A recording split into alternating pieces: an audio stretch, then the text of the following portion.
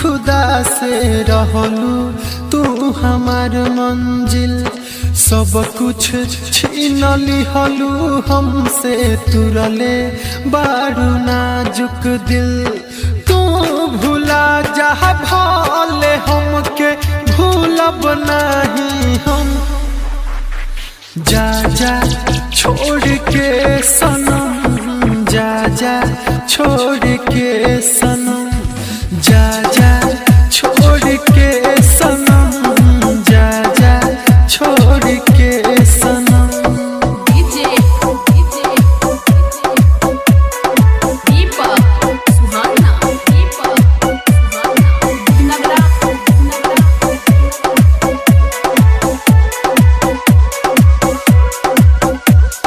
ताहरा बारे में सुनो ये गोरिया केहू से कुछ कहब ना।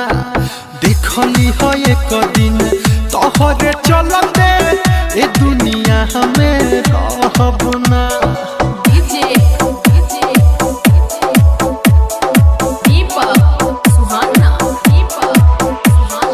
ताहरा बारे में सुनो ये गोरिया केहू से कुछ कहब ना।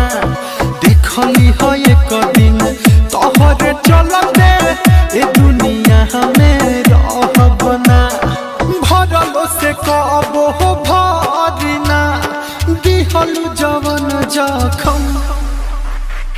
जा जा छोड़ के सनम, जा जा छोड़ के सनम, जा जा छोड़ के सनम, जा जा छोड़ के सनम।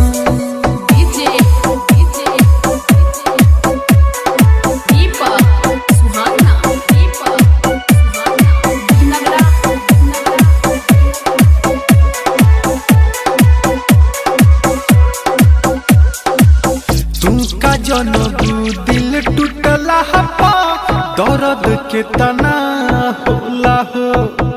तोहार असली चेहरा न देखलस दीपकवा के दिल भोला हो।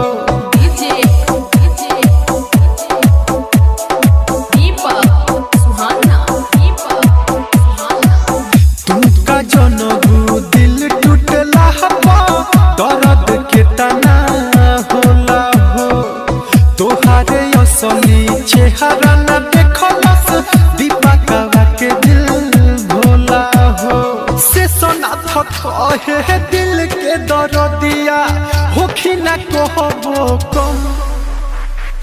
जा जा छोड़ के सनम, जा जा छोड़ के सनम।